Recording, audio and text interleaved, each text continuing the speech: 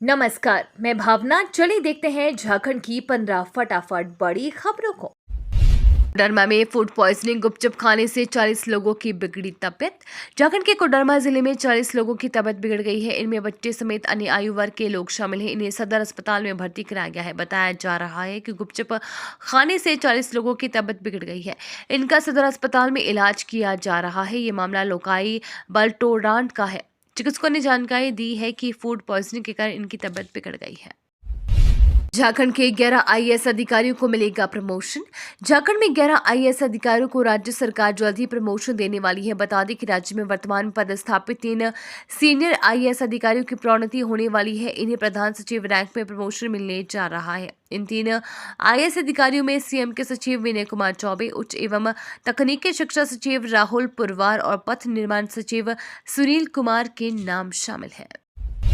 11 करोड़ रुपए से गढ़वा की चिनिया में हो रहा सामुदायिक स्वास्थ्य केंद्र का निर्माण। राष्ट्रीय शहरी स्वास्थ्य मिशन राज्य योजना से गढ़वा जिला के चिनिया में सामुदायिक स्वास्थ्य केंद्र का निर्माण किया जा रहा है। इसके निर्माण पर 11 करोड़ रुपए खर्च किए जाएंगे। वित्त वर्ष 2023-24 में योजना के लिए 98,36,698 रुपए का आवंटन किया गया है। आवंटित राशि से भवन की निर्माण की जाएगी। आवंटित राशि की निकासी और व्ययन पदाधिकारी civil surgeon doctor Ranchi Prabhat Kumar करेंगे। दिवाली के बाद से झारखंड के आंगनबाड़ी केंद्रों में बटेगा अंडा।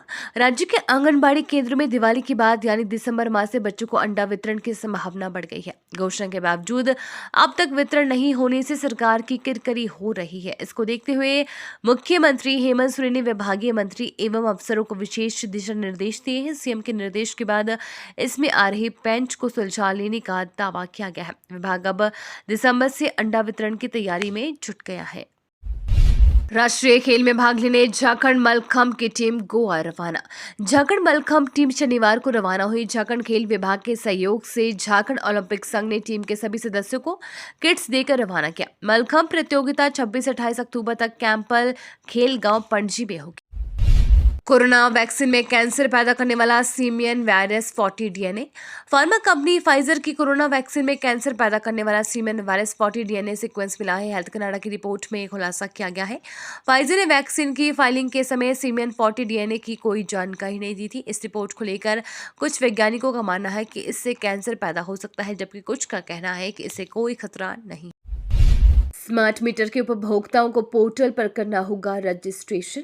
झारखंड बिजली वितरण निगम लिमिटेड की ओर से राज्य के सभी घरों में प्रीपेड स्मार्ट मीटर लगाने का कार्य किया जा रहा है।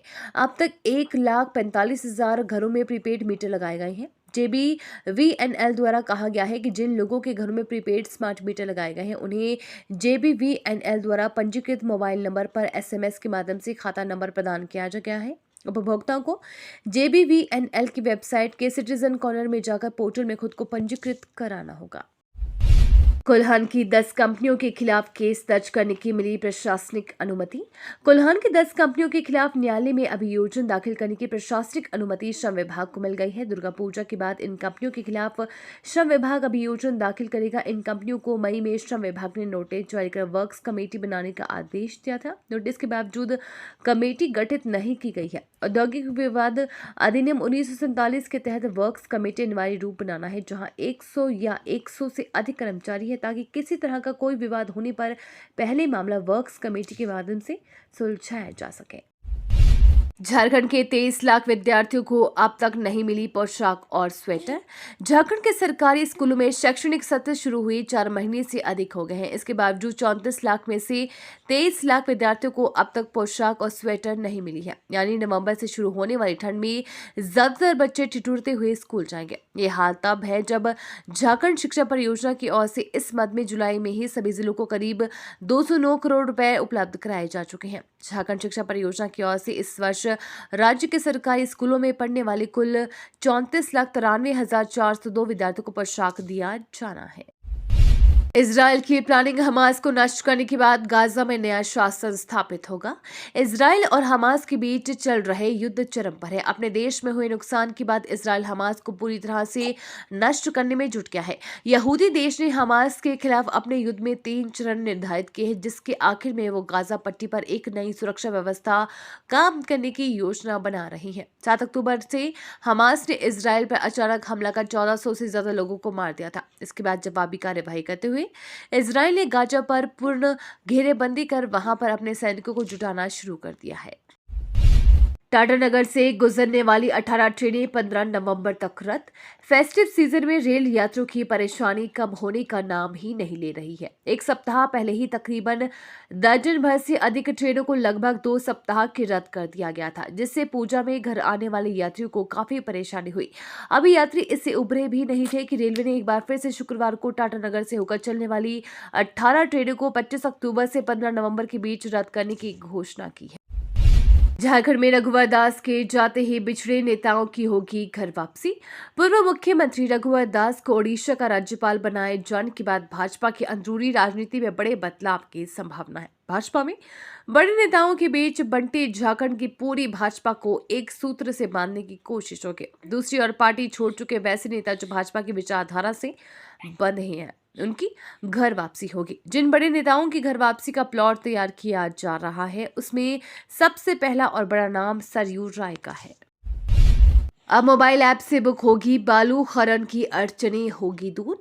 राज्य में खनन की अड़चनें जल्द दूर कर आम लोगों के लिए बालू सुलभ उपलब्ध कराने की कार्य योजना तैयार कर ली गई है। झारखंड राज्य खनिज विकास निगम ने शुक्रवार को सभी जिला उपायुक्तों को निर्देश दिया है कि वह इस माह के अंत तक बालू घाटों के टेंडर की प्रक्रिया शुरू कर दे। जीएसएमडीसी निदेशक ने बताया कि आम लोगों के लिए पारदर्शी व्यवस्था के तहत बालू उपलब्ध कराने के लिए मोबाइल ऐप को और बेहतर बनाया जा रहा है। इस ऐप के माध्यम से आम लोग अपनी जरूरत के अनुसार बालू बुक करा सकेंगे।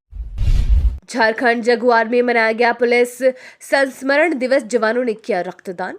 टेंडर ग्राम स्थित झारखंड जगुआर कैंप में शनिवार को पुलिस संस्मरण दिवस मनाया गया। इस दौरान जवानों ने रक्तदान का 37 यूनिट संग्रह किया। कार्यक्रम के प्रारंभ में आईजी अभियान होमकर अमोल विनुकान डीआईजी इंद्रजीत मेहता के द्वारा झारखंड जगुआर के शहीद स्थल पर माल्यार्पण किया गया। इसके बाद आईजी होमकर द्वारा परेड ग्राउंड में आयोजित कार्यक्रम में इस वर्ष पूरे भारत में शहीद हुए पुलिस पदाधिकारियों और कर्मियों की संख्या राज्यवार बताई गई। भारत की मोस्ट वांटेड दुश्मनों का पाकिस्तान में धड़ाधड़ खात्मा। अब मसूद अजहर का करीबी दाऊद भी ढेर। पाकिस्तान में भारत के मोस्ट वांटेड आतंकियों के मारे जाने का सिलसिला शुरू हो गया है। पिछले दिनों इस फहरिस्त में 2 नए नाम सामने आए थे, जिनमें से एक शाहिद लतीफ था, जिसे पठानकोट हमले का मास्टरमाइंड बताया जाता है। दूसरा आतंकी आईएसआई का एजेंट मुल्ला बहौर उर्फ होरमुज है। वो भी पाकिस्तान के भीतर अज्ञात लोगों की गोली शिकार हो गया है। अब जिस आतंकी के मारे जाने की खबर आ रही है, उसका नाम दाऊद मलिक है, जिसे वैश्विक आतंकी संगठन जैश-ए-मोहम्मद के सरगना मसूद अजहर का करीबी बताया जाता है। ये तो थी आज की बड़ी खबरें। अपने गांव या शहर की न्यूज देखने के लिए हमें कमेंट्स में जरूर बताएं कि आप न्यूज को कहां से देख रहे हैं।